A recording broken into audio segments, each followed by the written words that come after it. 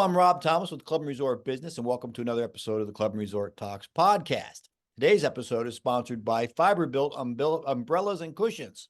For almost 25 years, Fiberbuilt has been manufacturing shade products, bases, and cushions for hotels, restaurants, country clubs, timeshares, and cruise lines.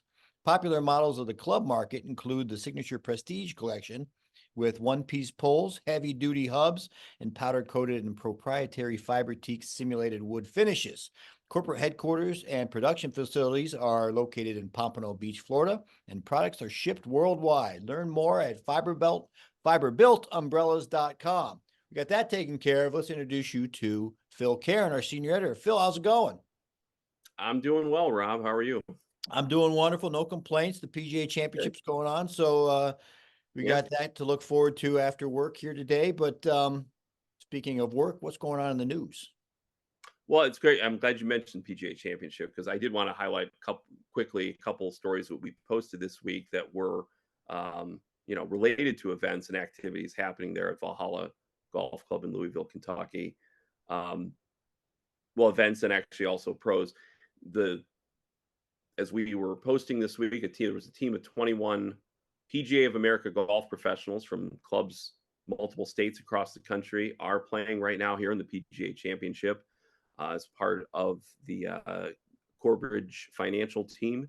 And then they're led by Ben Polland.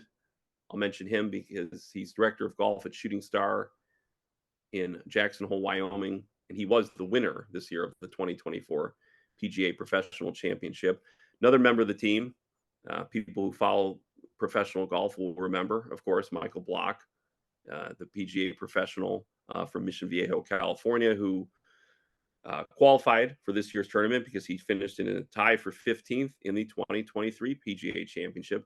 A great story last year with that. And of course, I forget exactly where he was, Rob, but I'm pretty sure he was higher than 15th at certain points on that weekend. Is that right? Wasn't it? Yeah, I think Block, he made the first page of the leaderboard at one point. Right. Fell off a little bit, then really had to make great shots, not only to make the cut, but then also to make that top 15, which got him into this year's event. I mean, he had to make an incredible up and down, if I remember correctly, on the 72nd hole, playing with Rory McIlroy. Everything was up against him, and he did it. Fantastic, phenomenal short game, and his 15 minutes of fame just kept going and going. It was fantastic. It was a fantastic story. And I know in my own household, I think I was trying to explain how incredible what he did was. I mean, as far as being a PGA golf professional, playing in a major PGA tournament event, nothing, the other point about it too is what adds to how impressive that was is I believe he's in his late 40s. I mean, even people on the PGA Tour, when they're in that age group, they're not, let's be honest, most of the time they're not really competing for a major title anymore. So for him to do what he did was really extraordinary, really special stuff. Sure. Guess he only hits the ball 280. I mean, only 280 off the tee.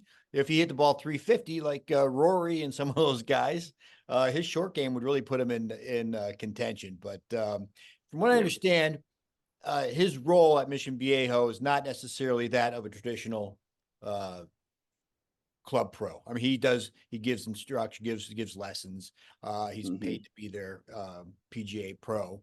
But there is somebody, a director of golf or a head golf professional, that does the day-to-day duty, the dirty work that all these pros know. But doesn't lessen the fact that the dude is just a skilled golfer. And I think his son is exceptional coming up as well. Oh, excellent. We'll look forward to that too.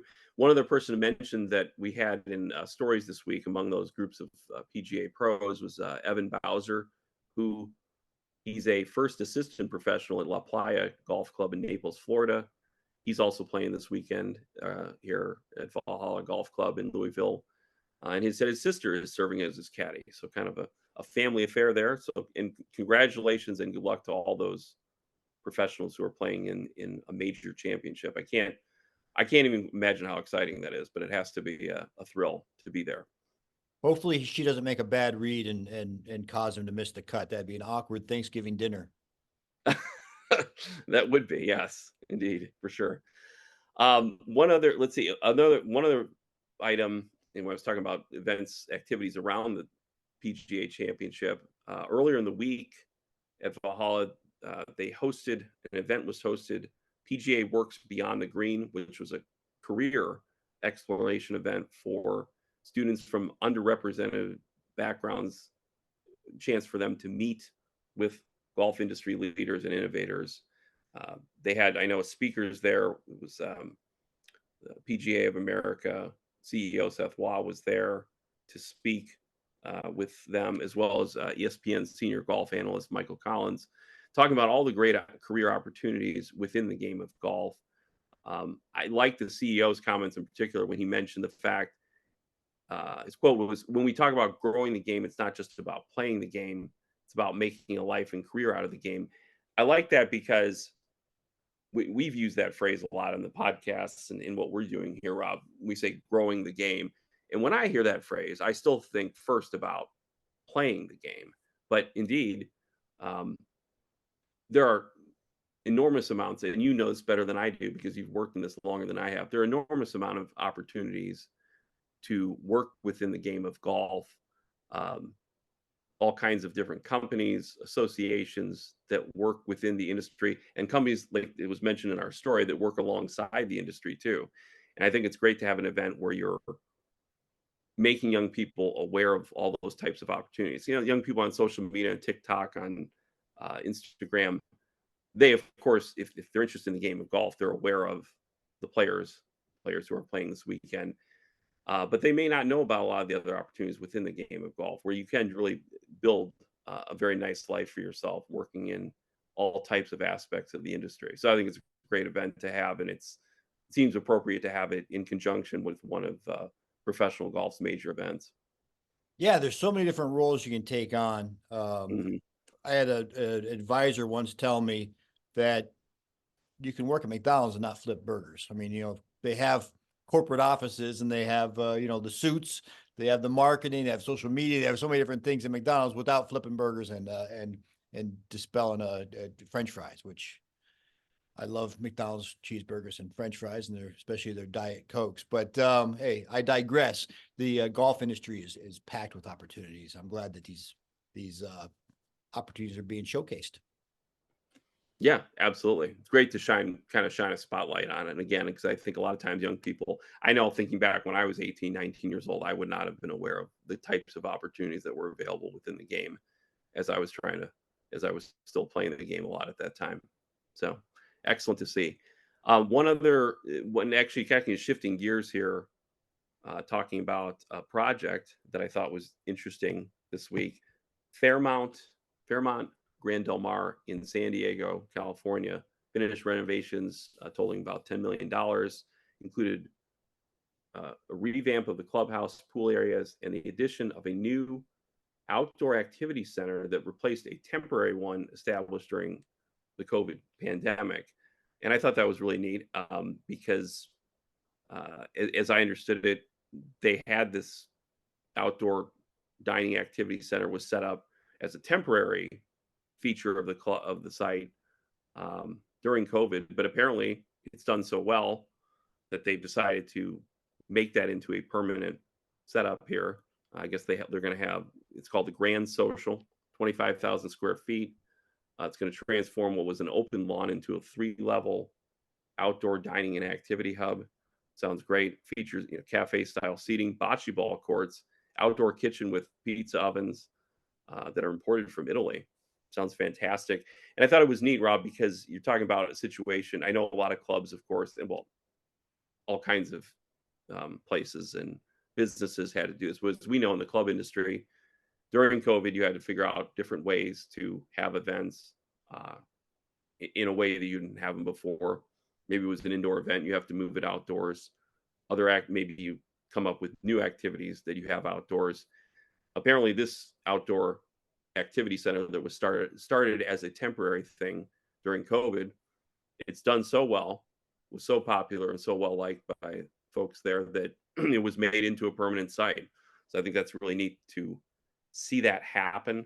Kind of another positive aspect of COVID, it kind of forced people to use their imaginations about what could be done with a space and what could be done differently with the space that maybe they hadn't done before. And it's great to see that happen there. And looks like it'll be very successful for them out in California. They've got the right kind of weather for it to have that outdoor setup too. Yeah, COVID changed everything, and it's nice to see some things for the positive. I know out in California, San Francisco, particularly, restaurants put up these temporary kind of outdoor patio type areas in the front. They, lost a couple parking spaces and some sidewalk space, but they put these, and now they're staying. Something that Right. stayed after COVID. You couldn't go inside, and either you had to be very few people inside, you had to put people outside where it's fresh air. Those things have stayed now, and people are actually asking to be seated outside under these shelters. And same thing for these golf courses. A lot of these clubs had to-go menus. You just drive up, pick prepared food up, and they go. COVID, you couldn't go in the club. That's hung around. Clubs are their food and beverage. It's given a little boost, a little drive and go. So fantastic. I love seeing that out in California, Florida, Arizona, where the weather cooperates. Here, an outdoor lawn might get used for, good use for 6 months. And then from there, it's, the weather's iffy. So, but, It is. Yeah. God bless them. Absolutely. Yeah. And actually, I recalled too, as I was getting ready for this, I remembered 2 years ago, the first time I did our ideas story for the ideas issue. A lot of those stories were about events that happened, new events that happened that clubs put together due to COVID.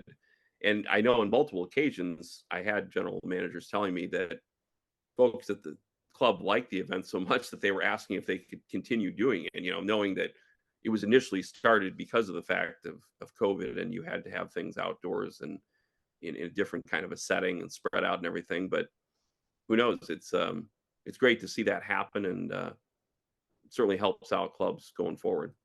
Well, you had mentioned COVID, and one thing that coincided with COVID was the rise of pickleball. Pickleball was starting to come up, so I think it could have come up even without COVID. But obviously, getting outside and pickleball was huge, and that led to a whole boost in the rackets industry. I mentioned that because our guest on the podcast is Jarrett Chirico, director of rackets at Royal Oaks Country Club in Dallas, Texas, and also the president and founder of the Directors Club, which boosts and solidifies the directors, racket directors across the country. And it's really kind of brought people in together. And we talk a little bit about that. We talk about certification. He's got a ton of certifications associated with his name. We usually put like, we'll mention a general manager, and it'll say general so-and-so, CCM, he's a certified club manager, whatever, okay, or chefs to have their certification.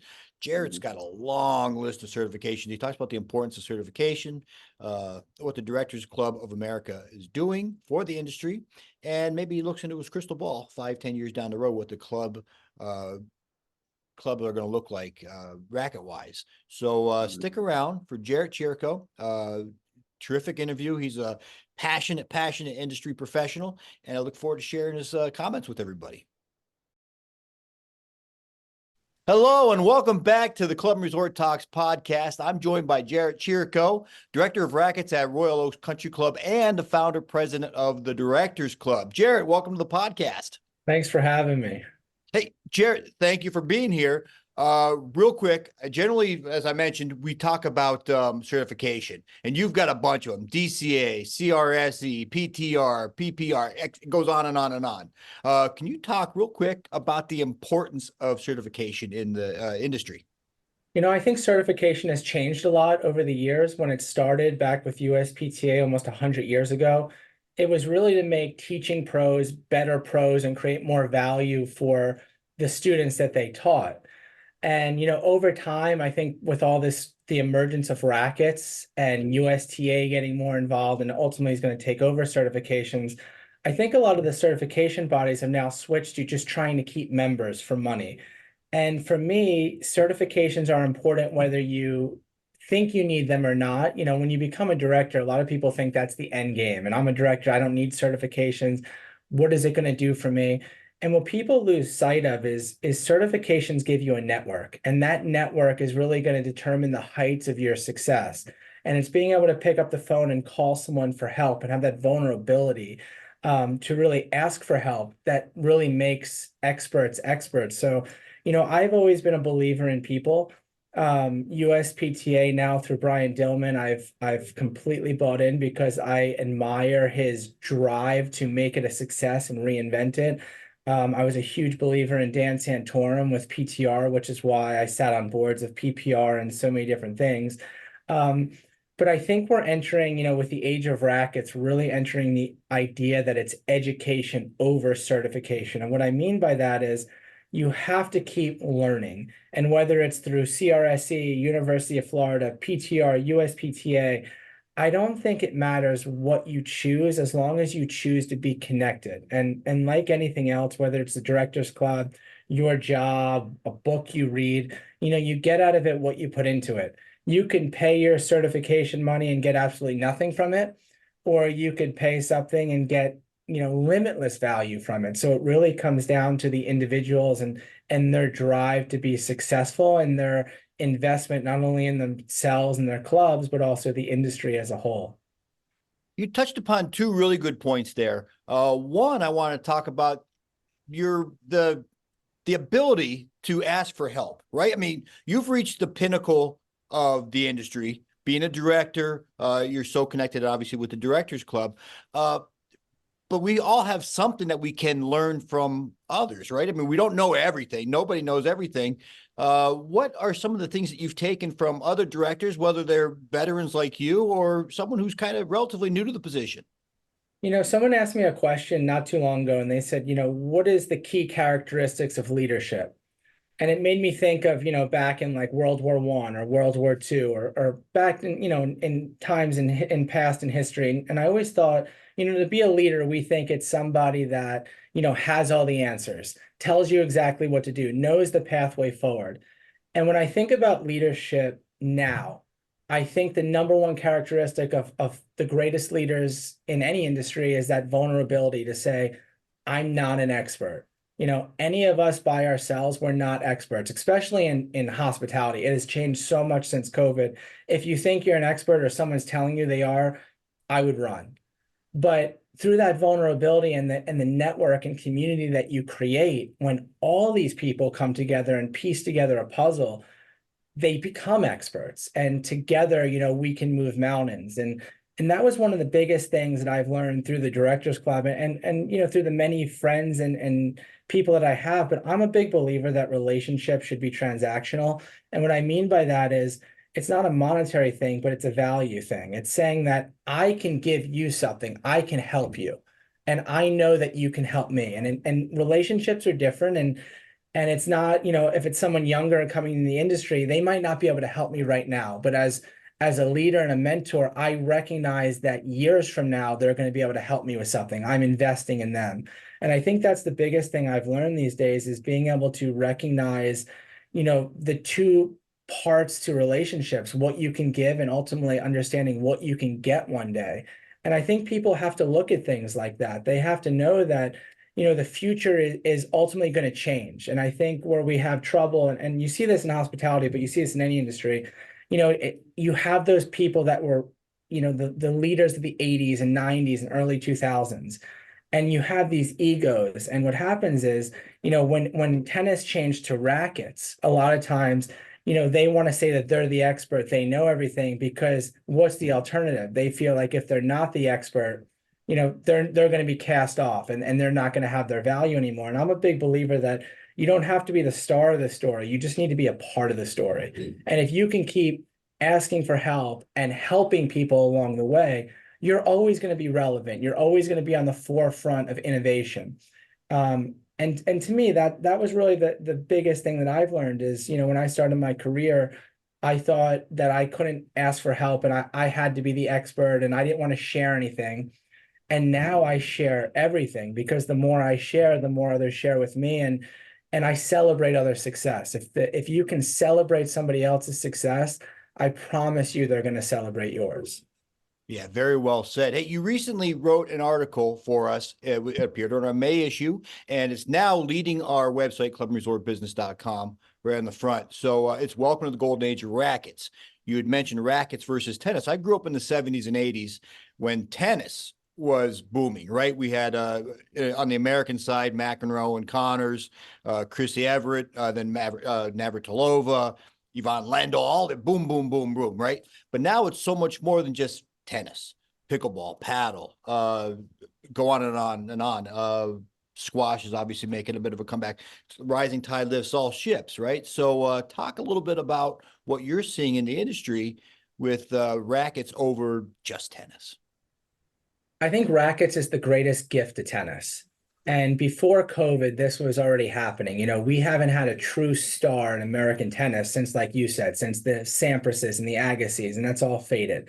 And as tennis was declining before COVID, you saw these other racket sports building up around it. And then obviously COVID came, and then you had this rackets boom, and tennis jumped to 24 million plus, and pickleball jumped, which is great. But in that process, what people now understand, which they didn't back then, is, you know, when pickleball was growing, I think in 2021, right before, you know, right after COVID, you know, 1.5 million new tennis players came from pickleball. And then what you're seeing through pickleball is you're seeing golfers come down. And ultimately, I use pickleball as an example because it's the one sport that everybody can do, meaning it's inexpensive, it doesn't take any talent to play, and everybody can play together, whether you're old, young, short, tall, skinny, fat, doesn't matter.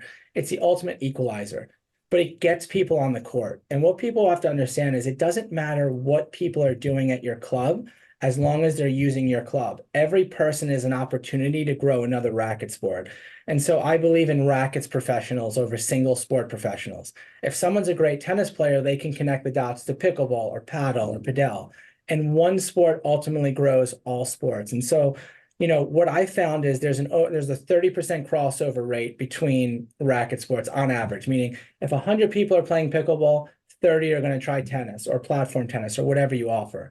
The highest clubs have a crossover rate of 52%, which is substantial. That's how you grow.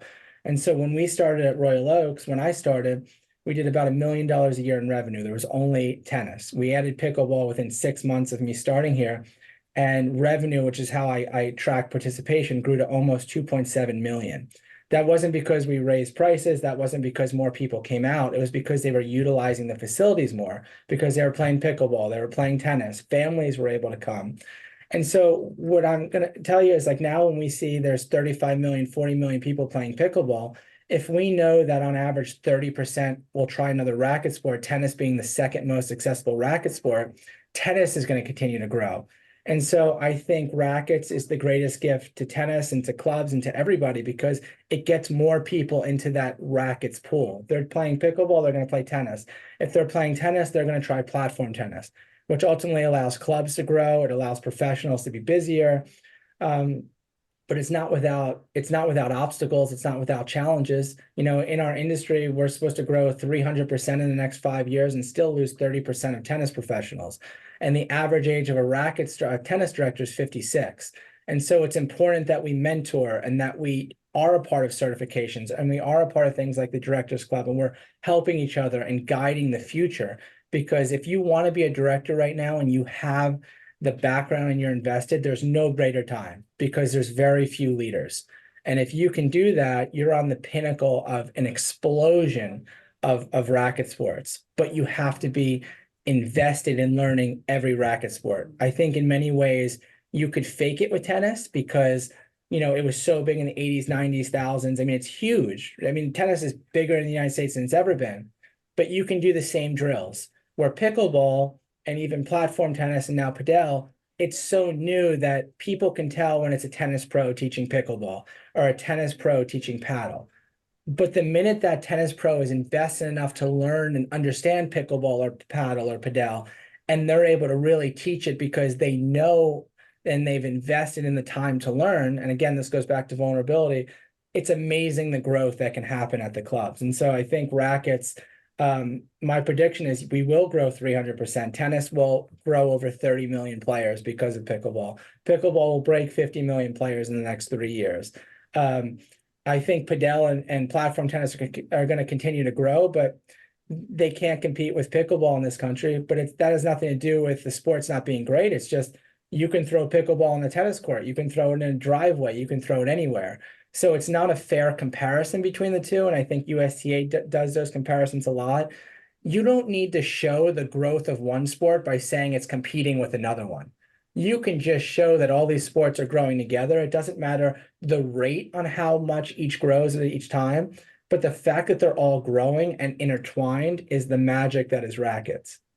I love the positivity and I mean, it's like one lifts everything and it's fantastic. Hey, speaking of the growth led to the Directors Club. I believe some of the things that's the popularity of Racquets. And one of the things you were talking about was sharing information. Can you talk a little bit about the Directors Club, how it came to be and what your mission is basically? The Directors Club has blown all of us away. It's the one thing that's I think united the Racquets industry, especially on the hospitality side.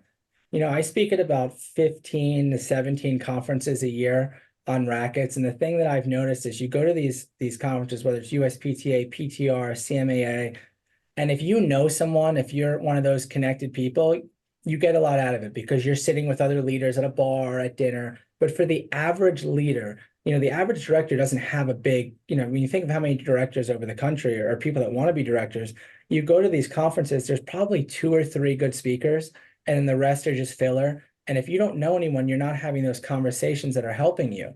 So nobody's really growing. And so who do you want to be like? You want to be like the people you emulate, the ones that make the most money, have the biggest jobs, cast the biggest shadows, where you see yourself. And so I wanted to put together this community of leaders where they're able to not only help each other through their stories, everything that they talk about is telling their story. There's so much that can be learned through stories. It's behavior traits, it's characteristics, it's a pathway forward. Nobody needs to see a PowerPoint. They want to connect on a personal level and say, wow, I can take these things that this person did and apply it to my life, and this is how I can be successful. And then, Racquets in general was very regional. If you were in New York, you stayed in the Northeast. If you're in Florida, you were there. If you're in California, you were there. And though tennis might have been able to launch regionally, Racquets is a national thing. And if you're a director in New York and you want to move to Florida, well, you should be able to pull from the same pools to be able to help you. And also you have that component of the general managers that need to understand Racquets and being able to put everybody together to learn. And so, we've had the #1 trauma surgeon in the world on, who was amazing, who tied together how his team works seamlessly to save someone who was shot 9 times in the chest, and how he was able to connect that to what it means to work together in Racquets and the sacrifices and the debt he put himself in to get where he was. And it's the same thing when you think about Racquets. The greatest leaders in this country have sacrificed, and they continue to sacrifice and to be able to give to get where they are. And so, we launched this thing, and like anything else I launch, it's the hope that it'll be successful. And, in just over a year, we have 700 members at 213 clubs around North America, and we hosted our retreat. The retreat was fantastic, 200 leaders together, but it really goes to one core value, and that's, people helping each other go further and do better together. It's, connecting everybody. So that huge success, your first retreat. Can you talk a little bit about what you guys discussed at the first retreat and what you then will take going forward? I mean, the first leads to the second. I assume we're having another retreat in 2025. The retreat we called it a retreat because it wasn't a conference. It's about the greatest thing. Everybody's a decision maker. It's directors, it's head pros, it's general managers, it's CEOs. And we wanted to make this feel like a party where people could come, relax, and be real, raw, and together. I mean, we spent $34,000, and I had a great deal on it at the welcome party alone, because I wanted people to have that open bar, cigar rollers, limitless food, lobsters, steak, champagne toast. I wanted people to come and really get to meet the other leaders around the country and form genuine relationships that will help them later in their career. For speakers, everything was a panel, and the topics were specific enough where the people could be, dive in and tell their stories. I mean, we've had the founder and CEO of Peacock and Lewis, and I mean, you name it. It was general managers, it was directors, but it was a lot of leaders outside of the industry that were able to come in and talk. And after every talk, we had 30-minute breaks where there was nonstop food being put out, where people were getting up from tables and connecting. I don't believe in trade shows, so we had the vendors in there the whole time, but we gave over $1,000 away in gifts to everybody that was there. And the vendors were, you had the CEO of Yola, you had the head of partnerships for Selkirk, you had the vice president of Wilson, you had the president of PTR, the president of USPTA. Everybody was somebody that most of these people would never get to meet on their own, but now they've been able to not only have conversations, but make relationships with them. And honestly, from the flooding of messages and posts on LinkedIn afterwards, it was completely humbling because, everything we dreamed about uniting these amazing people in our industry happened. And so, yes, we thought about, do we travel to retreat? Do we put it at different places? And what we really decided was, Boca West is our home. It's when you think about success and what it means to lead, Boca West emulates that. And Matthew Winderman is, he's a North Star for all of us. And so we're going back there. It's going to be March 30th through April 1st. We announced that the registration will open on September 1st. We're still going to limit it to 200 people because it's about being able to connect. We have a huge waiting list. We could easily have 400 or 500 people there, but then it would lose what it really is. And it's all about connection. The Directors Club is 100% about connection and helping each other achieve more. Well, hopefully you have room for 201 because I would love to be there from a media standpoint to report on it next year. I'll get you out on this one, Jarrett. You had mentioned huge growth over the next 5 years, projections. What do you see, look in your crystal ball, 5 years down the road, 10 years down the road in the club space? What do you think the clubs will look like racket-wise going forward? I think staffing is going to be completely different. You're not going to have tennis directors and pickleball directors and platform tennis directors. You're going to have rackets directors. You're going to have rackets pros, because when you grow, with each separate one, you have parallel lines, and ultimately growth stops, and you want that connection between all the sports. So you're going to see racket staff over individual sport staff. You're going to see rackets programs and facilities start to change. How people invest in the total club is going to change. When you pull into Royal Oaks, the first thing you see is rackets. And I've said this before, rackets is the one amenity that pulls the whole club in. Whether you're young, old, if you're a golfer, if you're a social member, it doesn't matter. It has the most touch points of any other place at the club. And so I think you're going to see a greater understanding of what rackets is, but a greater investment on people. It doesn't matter how much you invest in a facility. If you don't have the right people, it's going to fail. And right now you see through these search firms, clubs GMs don't know. So they'll pay a search firm $25,000 and the average director is leaving in 2 to 3 years, not because they're doing a bad job, but just the opposite. They are blowing it away, and they're leaving because they're getting more money and they're getting greater opportunity. And so what I think you're going to see, what I know you're going to see, is GMs finally, once they understand what rackets is, investing in people, in their leaders, the right way so that they stay for 10, 20 years. And if they can invest in the directors the proper way to keep them, well, then the directors can focus on their staff. And if they can focus on their staff will take care of their people, the members. And so I think there's just going to be a shift in how rackets is looked at, how it's managed, and ultimately how it grows. But you will see rackets continue to explode. Like I said, it's going to grow 300% at the minimum in the next 5 years. Well, eloquently put, Jarrett. Thank you very much for your time. How can people get a hold of you to connect and also learn more about the Directors Club? Well, you can find me just about anywhere. If you go on LinkedIn, Jarrett Chirico, if you Google me, my number is just about everywhere. Our website for the Directors Club is the directorsclubofamerica.com. We're on LinkedIn, the Directors Club of America.